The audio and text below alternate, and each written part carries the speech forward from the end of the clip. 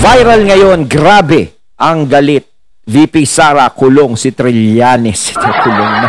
Sa wakas, tinapos na Pres Marcos Duterte. Yung mga pamagatan, medyo naguluhan tayo ng konti no? Sa pamagat ni Banat Kapanig. Itong balitang ito ay nagmula kay Banat Kapanig TV. Ayan, syempre ilalagay ko sa description box ang link ng kanyang channel. Ayan, bisita kayo sa kanyang mga katunay at mag-subscribe para kayo ay maging updated din sa mga balitang kanyang inilalabas. At syempre, huwag nyo rin kalimutan na mag-subscribe po sana dito sa channel ko sa Tunay na Kritiko. Ayan, at syempre ito ang aking FB page, mga katunay. Suportahan nyo po sana, mga katunay. Dalaw po sana kayo. Follow po dahil ang mga ilalabas ko dyan na mga video, yung mga tatalakay natin yan, dyan ay hindi natin natatalakay masyado dito sa ating YouTube channel. No? Iba dyan sa FB page. Ayan, panoorin nyo mga katunay, maglalagay pa lang tayo ng mga video dyan, no? na mapag-uusapan natin. Ayan, so wag na natin pagtagalin at sabay-sabay na nating panoorin ang laman ng video na hatid sa atin ni Banat Kapanig TV at bibigyan natin ng reaksyon ang balitang ito. Pasok! Okay, punta na po tayo rito kay Trillanes. Guest po siya nito ni Esguerra. The thrill. Ang dami-dami mga pagsusuri. Dalawa po ang pinupunto niya, no? Una, sabi niya, yung mga Duterte daw, dahil dyan sa rally, kwento ni Trillanes, sabi niya, noong 2016 daw, talagang grabe raw yung suporta kay Duterte. Nakita raw nila yung rally sa Luneta. Naglalakad daw yung tao. Talagang aminado siya na buhos yung suporta kay Duterte noong 2016. Buhos daw talaga. Si Trillanes to nagsasalita. Kahit iba daw partido nila, alam nila mananalo kasi buhos Kusa yung tao Merong tinatawag na Duterte magic. Pero daw eto ngayon, wala na raw. Nagtataka ko, eto tanong ko kay Trillanes Paano mo na-conclude? Meron na bang presidential ngayon? Presidential campaign na ba ngayon?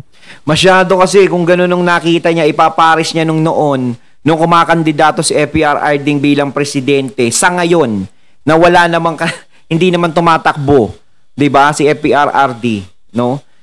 Kung nagkakaroon man ng rally, is wag ipaparis yung nangyari noon nung kumakandidato si FPR RD. Parang sa survey lang yan Hindi naman 100% ng sumusuporta sa'yo, lalabas sa survey. Minsan nga magugulat ka Ang baba lang ng survey mo pero pagdating mismo ng tunay na eleksyon, biglang ang taas. So, 'di ba? Hindi mo pwedeng iparis yun dahil wala pang eleksyon.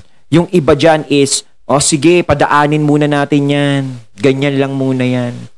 Lumalabas na lang sila kapag nandyan na. Kailangan ba lumabas agad ngayon yun para malaman? Kumbaga secret weapon ika ni Sakuragi. Hindi mo pwedeng ilabas kaagad ang iyong kakayahan. Kung ano ang mga alas mo, di ba? Gusto niya malaman kasi siguro, no? Kung malakas pa rin.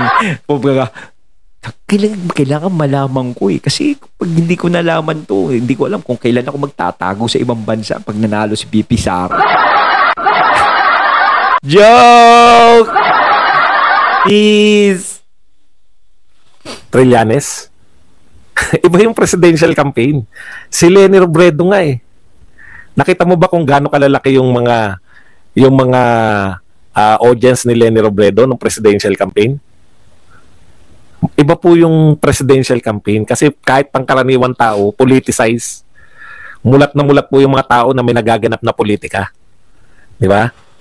Paano mo sasabihin na wala na? Buhat daw, lusaw na raw. Ito lusaw na raw yung Duterte magic, buhat ng binanatan si Marcos dahil nagsanib daw dahil sa dami ng mga pro-Marcos. Tindi, no? Ang tanong ko lang, ano naging sukatan nyo na wala na yung Duterte magic samantalang lahat ng survey, kahit hindi na nga Lucilyalong, kahit hindi na nga sa 2028, ngayon pa lang. Kasi ngayon yung sinasabi niya, yung rally, pinapakita niya. Yung rally na yan, kusa yan. Tsaka isang miyembro lang, kaya yung kingdom lang, di ba? Karamihan nun sa rally ng kingdom. Malalaki rin naman yung malalaki rin naman yung mga maisog rally. Sa Davao, malaki. Sa Cebu, malaki. Iba po yung presidential election rallies. Wag kang mag-alala. Pag talagang pinilit nyo ipakulong si Duterte, doon magugulat ka. Sigurado yan. Tapos si BP Sara, pababain nyo. Pinipilit nyo talaga, ganun. Nagtagumpay kayo sa mga iniisip nyong ganyan. Naku. Yung gusto nyo lumabas ng mga tao, talagang lalabas yun. Gulantang kayo dyan, sigurado. Ay, talaga yun. Pero, sasabihin mo na wala ng Duterte magic. Bakit number 1 si Sara Duterte sa lahat ng presidential survey? Bakit number 1 si Sara Duterte sa lahat ng mga trust rating at approval rating? Ayun, lahat diba? Lahat yan. Talo niya lahat sila Marcos, lalo na si Tambaloslos. No, diba? Ang taas niya sa mga rating, sa mga survey, mga trust rating niyan. Sinasabi nga ni Sir Badong, natatalo ang mga Marcos. O baka sabihin na naman ni Trill is, naku, bayarang survey lang yan. O kung ganyan, wag nang ikumpara. Diba? Wag nang tanungin. Wag nang ibase yung nakaraan sa ngayon. Hintay na lang yung talagang mangyayari sa kasalukuyan. Tama ba? Diba? Doon na lang. Kasi hindi naman kayo titigil talaga sa kakakomento, kakakritiko, 'di ba? Hindi titigil niyan eh. Hangga't hindi nyo talagang fall down yung gusto nyong ipababain, gusto nyong mawala. Ganun yan eh. Pero sa tingin nyo ba kung mawala ang mga Duterte is babalik kayo sa pwesto? Yun ang tanong dyan eh. Pag nawala ba ang mga Duterte, magtatagumpay? Wala, hindi. Pero ang papuputol, pero na parang napakalayo eh. Hindi sila matitinag basta-basta eh. 'Di ba? Pero na lang kung gagamitan sila ng powers sa government, ayun, baka sakasakali. Pero kung hindi naman, tao ang hihila pataas dyan. Ako nagsasabi, pero kung gagamitan naman sila siguro ng powers, hindi rin magpapa-apekto yung mga taong susuporta dyan. Kaya nga sinasabi ko sa inyo, bakit hindi na lang kayo magtrabaho, pabanguhin nyo na lang yung pangalan nyo sa ibang paraan. Ang daming paraan. 'Di ba? Para bumango pangalan nyo, hindi yung ganyan na babango ang pangalan ko kapag itong mga Duterte na patunayan kong mga masasamang tao to eh. Hindi, sayang lang oras nyo diyan. 'Di ba? Waste of time. 'Di ba? Patunayan nyo na lang sa ibang paraan. Baka mamaya magustuhan pa ng mga tao yung gagawin nyo. Halimbawa, ikaw, Trill, pinatunayan mo, talagang tumutulong ka sa mga tao, pinapakita mo, aba, hindi ka na nagsasalita laban sa mga Duterte, wala ka ng pakialam, basta ikaw tulong ka ng tulong. Marami kang gustong ipaglaban sa karapatan ng mga mamamayan. Aba, baka magulat ka, makabalik ka sa Senate. O, diba? Binigyan kita ng tip, ha? Penge posisyon, ha? Joke! Kung wala na yung Duterte magic. Kasi yung sinasabi niya, si Sara Duterte, na-expose na raw na mahina daw ang utak ni Sara Duterte. Alam niyo kung bakit niya nasabing mahina daw ang utak ni Sara Duterte? Kasi nung tinatanong daw siya sa budget hearing, hindi raw makasagot. Alam mo, ako kasi naging leader kahit papano eh. May mga tauhan ka eh. Di ba? Yung mga tauhan mo, mas madali sila kung sila ang sasagot kaysa ipapasa pa sa'yo yung mga kasagutan. Nakikita natin yan sa mga Senate hearing. Yung tinatanong, kukuha ng data, matagal. Ang ginagawa ni Sara Duterte, matalino nga eh. Kaysa papuntahin ko pa rito yung may data at ididikta pa sa akin yung sasabihin, mas mabilis nga yung mga sagot ng DepEd eh. Tanungin mo siya, gaano katalino si Sara Duterte? Alam niya kung sino sasagot.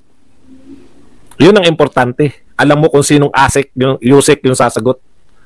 Hindi yung para magpakitang gilas ka lang, may pupunta sa'yo, bubulungan ka ng mga bubulong sa'yo yung dapat mo sagutin. Sa kanya, direkta na.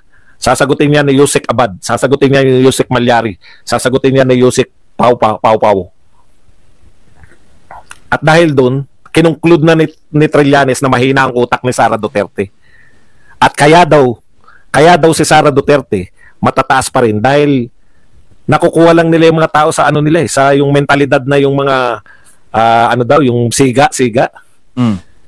Wala kang magagawa. Doon minahal ng mga tao eh. Sa isang patay-patay at isang siga, mas gusto ng mga tao yung sigang may aksyon kaysa patay-patay na walang aksyon. Oo, tsaka yun talaga ang karakter ni FPRRD. Ganun talaga siya, pinakita niya yung tunay na siya. 'Di ba? Hindi siya nagpaka-plastic, hindi siya nagpaka-sosyal, hindi siya para irespeto, 'di ba? Pinakita niya pa rin parang ugaling kanto, ganito, salitang kanto, ganyan, di ba? Ganon siya magmura, bara-bara magsalita. Pero kita nyo naman yung naitulong niya. Di ba? Kasi kundi dahil sa kanya, uulitin ko ulito. Kundi dahil sa kanya, kawawa tayo ng pandemic. Di ba? Hindi niya tayo pinabayaan ng pandemic. Hindi niya tayo nilaglag, iniwan, tinaguan, hindi niya tayo ginanon. Patuloy siyang nagtrabaho ng panahon ng pandemic, tinulungan niya tayong lahat.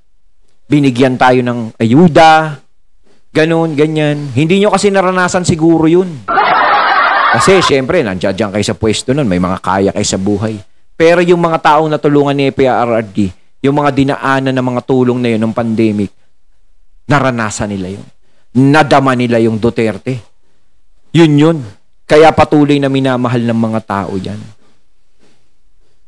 Eh, syempre, ikaw, hindi naman nakita nung pandemic. Wala kang balita sa'yo, sir.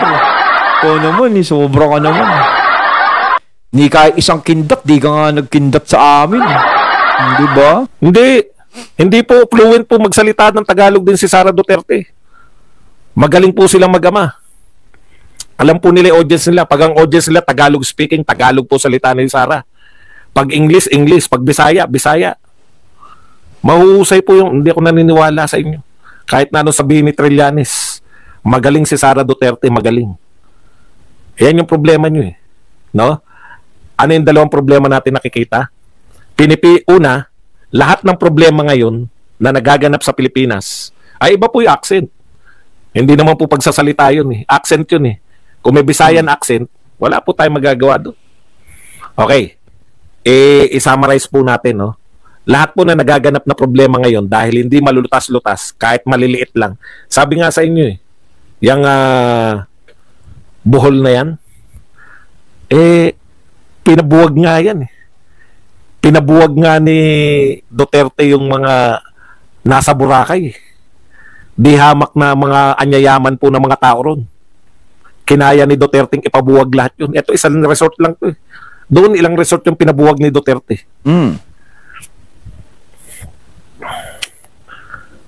Ang mga Duterte, meron po silang kakayahan na ipatupad yung batas. May kakayahan po sila mamuno, may political will sila sa pagbabago. Ayun, at ating natunghayan ng video na nagbula kay Banat Kapanig TV at syempre yung boses na yon kay Sir Badong Rattles. Ayan mga katunay, kayo anong masasabi niyo tungkol dito sa video yung binigyan natin ng reaction ngayon? Talagang si Trill ay talagang hindi nagpapatinag. Talagang kinumpara niya pa yung mga tao noon nung panahon ng nung kumakandidato pa si Duterte, si FPRRD, na marami daw tao noon, hindi katulad ngayon. Paubos na, parang wala na. Naniniwala ba kayo doon mga katunay? Talaga bang ubos na? No, comment lang po kayo sa comment box. So once again, I'm BT and I'm out. Peace.